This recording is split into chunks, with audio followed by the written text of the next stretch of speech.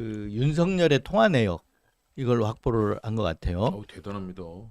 비상계엄 때 네. 윤석열 통화 내역인데, 근데 이게 비화폰은 통화 내역이 없는데 비화폰인데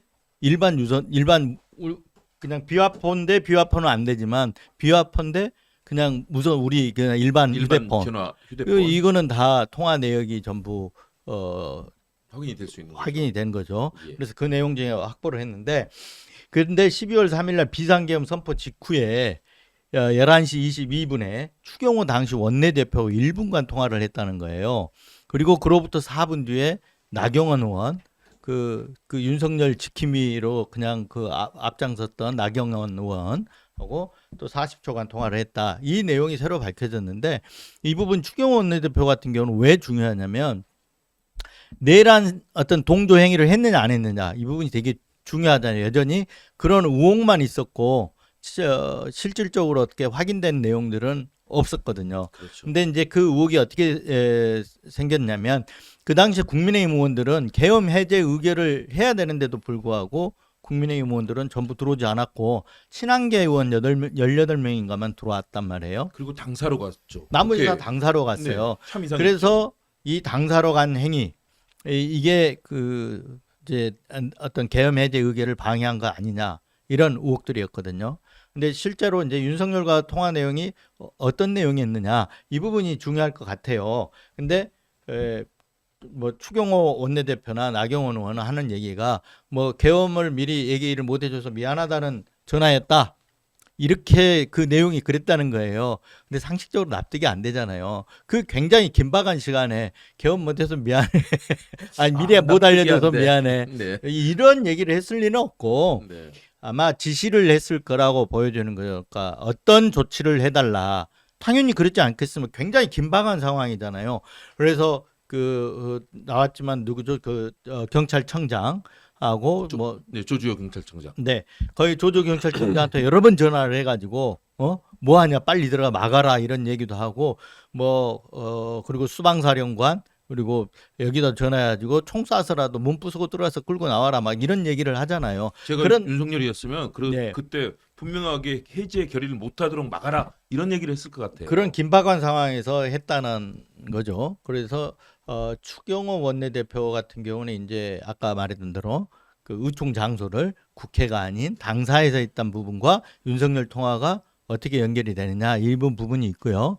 또 하나는 뭐냐면 윤석열이 그런 내용을 얘기를 했어요. 전화로 아직 안 찬 것 같으니 계엄 해제 의결 요건이 안 된 것 같으니 가서 빨리 막아라 뭐 했는데, 그 내용은 그냥 국회 상황을 알고 있었다는 거잖아요. 본회의장 상황을. 그렇죠. 이 본회의장 상황을 도대체 누가 윤석열에게 얘기를 해줬느냐 이 부분 되게 중요하거든요.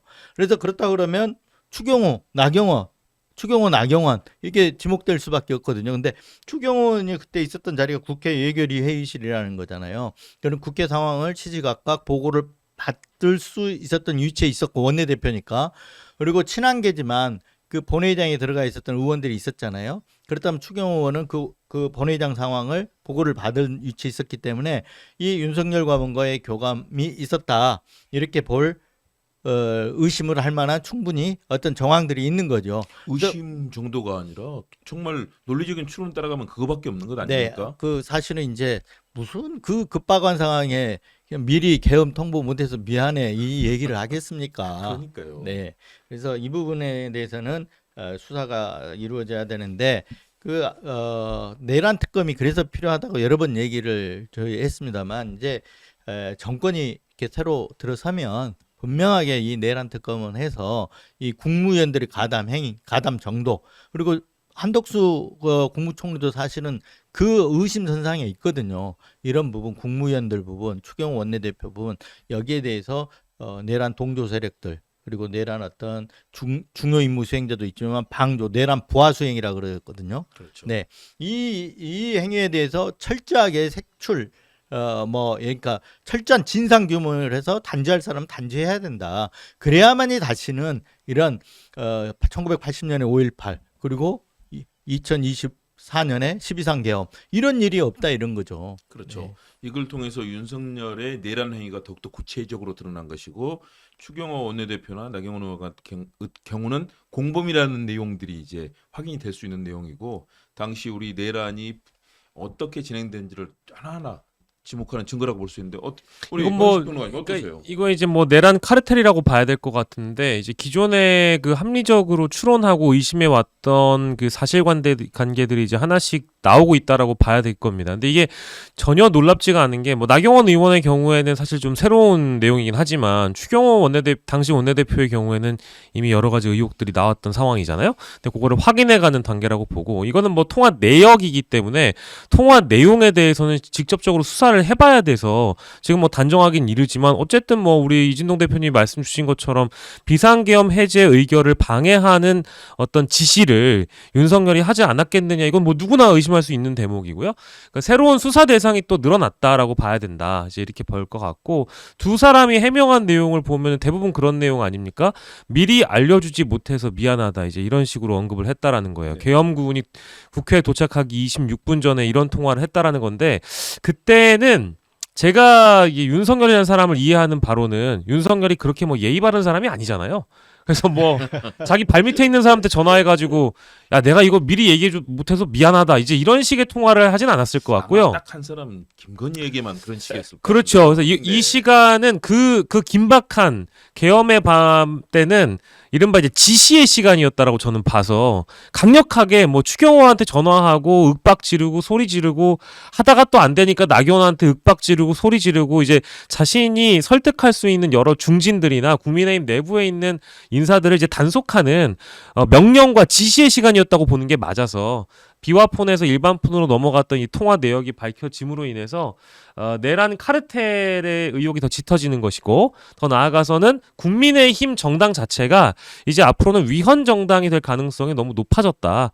경고를 드릴 수밖에 없는 상황이 된 것 같습니다. 네, 대통령실 그동안 경호처 이 압수수색을 끝까지 거부하고 있었던 그 이유 중에 하나가 바로 이런 내용들이 속속들이 드러나기 때문일 텐데요. 아니 이 대표님 그리고 극우 유튜버 고성국 씨와의 네. 통화도 드러난 거죠. 그리고 네. 검찰총장이었던 한상대 전 총장 얘기도 있었고요. 네, 맞습니다. 근데 그에 앞서 가지고 박 평론가 얘기했듯이 아까 그 내란 카르텔이라고 그랬잖아요. 네, 네. 이게 맞는 게 이게 드러나면 추경호 원내대표나 나경원은 수사를 받아야 될 상황이 공범인 거죠? 그렇죠. 네. 왜냐하면 그 지시를 받았다라고 하는 순간 그런 얘기가 있었다라고 하는 순간 추경호 원내대표 같은 경우는 그 당시에 우 총장을 밖으로 잡았잖아요. 그렇죠. 그런 행위들이 있기 때문에 내란 중요 임무 수행자가 돼버릴 수가 있거든요. 그렇죠. 그래서 본인들의 어떤 방어하기 위해서라도 지금 거짓말을 해야 될 입장이다 이렇게 볼 수가 있을 것 같고요.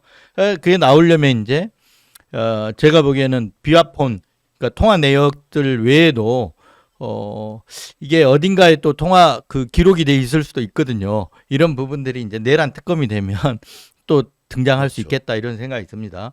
그리고 아까 얘기하셨던 대로 그 고성국 유튜브하고 그 3일 뒤인가요? 12월 5차례 예, 통화 예, 내용들이 5차례. 나옵니다. 통화를 했는데 그 윤석열과 유튜브 간에 극우 유튜브 간에 자주 이렇게 뭐 소통하고 있다 이런 얘기들은 굉장히 많았는데 이렇게 기록으로 확인된 건 또 처음인데 그렇죠. 무려 12월 6일 날 3일 뒤에 5차례 통화를 했다는 거예요. 그러니까 무슨 얘기를 했는지는 나오지는 않지만 12월 6일 날 여전히 비상계엄 막 실패한 직후 아닙니까?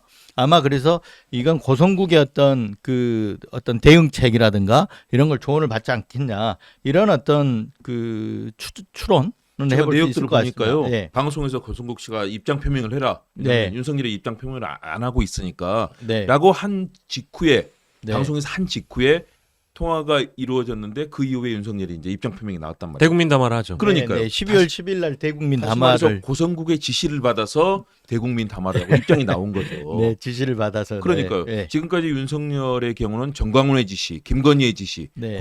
거기다 고성국의 지시를 비롯한 소위 말해서 이 윤석열 뒤에 들어있던 그림자들이 하나씩 나타나고 있는 것 아닌가. 네. 특히 고성국 씨는 저도 많이 이 방송에서 해봤는데요. 완전히 극우 아스팔트 뭐 네. 봉기를 부르짖는 그런 극우 유튜버거든요. 과거에 뭐 정치학 박사를 했다고 하지만 지금은 완전히 길거리의 극우 유튜버인데요. 원래는 좀 약간 중도 보수적인 입장이었는데 맨 처음에는요. 네. 진보 이 최장집 교수의 제자 아니겠습니까? 네네. 그래서 그 당시에는 좀 정치학에 대한 좀 그런 담론도 얘기를 했었는데 점점 보수화되더니 거의 그 끝갈 때까지 가본 것 끝까지 같아요. 갔죠. 네네.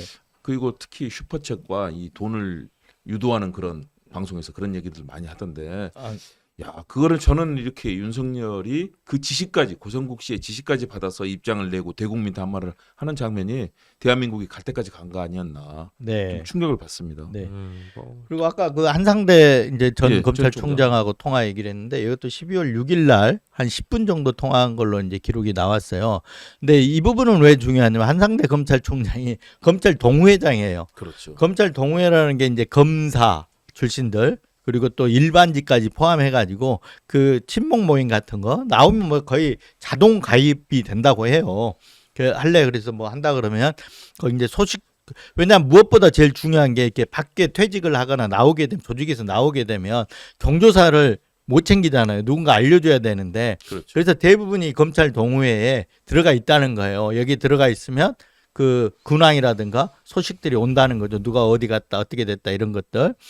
뭐 변호사 개업했다 뭐 부고 소식도 날라오고 그래서 국회의원들은 헌정회, 경찰 출신은 네. 경우회 다 그런 식으로 이제 검찰 동호회가 있는 거죠. 네 그런데 지금 여기서 검찰 동호회에서 한 일이 뭐냐면 윤석열 구속 취소 운동을 했고 네. 그리고 구속 취소된 다음에는 감사 인사 회원들에게 감사 인사를 전달해가지고 그게 메시지로 떠나가지고 언론에 보도되기까지 했거든요. 논란이 엄청나게 많았었죠. 많았죠. 예, 이 역할을 한상대 이 검찰 동호회의 어떤 전체적인 그런 의견이 아니고 한상대 전 검찰총장의 의견이었을 테지만 이게 검찰 동호회의 이름으로 나왔거든요. 그래서 아까 말씀하신 대로 논란이 크게 일었었는데 이때 10분 통화한 걸로 볼 때는 이것도 윤석열과의 교감하에서 이루어졌을 가능성이 높다. 이렇게 합리적인 추론을 할 수 있을 것 같습니다. 근데 정말. 이거 그 네. 날짜를 보니까요.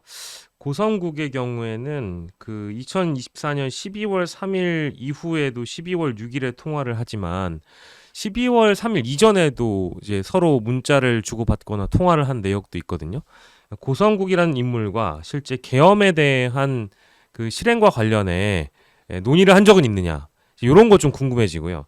일단 뭐 12월 6일에 이렇게 여러 차례 통화했다라는 것은 어쨌든 이 계엄이 실패했으니까 그 이후에 여론전을 위한 상의나 논의를 했을 것이고 자신이 어떤 입장을 밝혀야 되는지도 조언을 들었을 가능성은 높다. 이제 그 대목에서는 일단 12월 3일 이전과 이후 둘 다 고성국과는 윤석열이 연결돼 있다. 이거 하나 짚어야 될 것 같고요. 두 번째는 저는 이제 김문수 후보도 요 보도에는 어쨌든 윤석열과 통화를 한 걸로 나오잖아요.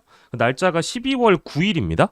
12월 9일인데 기억을 해보시면 12월 11일에 긴급 현안 질의를 대정부 질문이라고 해요. 국회에서.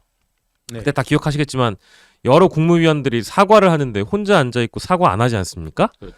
근데 이게 혹시 윤석열에게 가스라이팅을 당했거나 윤석열로부터 정신교육을 받은 김문수가 그때 그 꼿꼿하게 혼자 사과하지 않고 자리에 그냥 일어나지 않고 앉아있던 건 아니었나. 근데 또 공교롭게도 그 장면 하나로 대선 주자가 된 사람이 김문수예요. 그러니까 이게 이 한덕수 전 총리나 뭐 여러 이제 국무위원들과 통화하고 했던 내용들이 다 대선과도 연결될 수 있는 거다. 그래서 뭐 저희가 통화 내용 자체를 단정할 수는 없지만 이 내용만으로도 유추할 수 있는 내용들은 굉장히 많이 있다라고 얘기를 할 수밖에 없겠죠. 맞습니다. 앞으로 심층 취재, 네. 또 추가 취재, 탐사 보도를 통해서 그런 내용이 드러날 것으로 보이거든요. 고성국 같은 경우는 이제 또 중요한 부분이 부정선거 의혹을 계속해서 총선 이후에 제기했단 말이에요. 그렇죠. 그래서 아까 이제 박평론가 얘기한 것처럼 그런 계엄을 할 때 이런 어떤 뭔가 교감이 있었을 가능성도 있고 이 어떤 그 논리라든가 이런 걸 고성국한테 받아가지고 어떤 논리적인 어떤 그 계엄의 논리 명분을 만들어갔을 가능성도 있다 이렇게 볼 수 있을 것 같습니다. 뭐 추적해 들어가면요 그 네. 뒤에는 김건희가 나올 거고요. 네. 저도 알고 있는 방송에서 만났던 고성국류의 극우 유튜버들이 있습니다. 이들이 계속해서 대통령실 관련 소식들을 발빠르게 전했거든요. 네. 그 내용들을 하나하나 확인해 보면 될 텐데 아마 김문수 후보도 그 당시에 그런 이 모종의 협의 과정을 통해서 그런 자세를 취했고 결국은 대선 후보로까지 나오지 않았을까. 합리적인 추론은 가능한데요. 네. 아마 추가 취재를 통해서 그런 내용이 나올 것 같습니다. 네.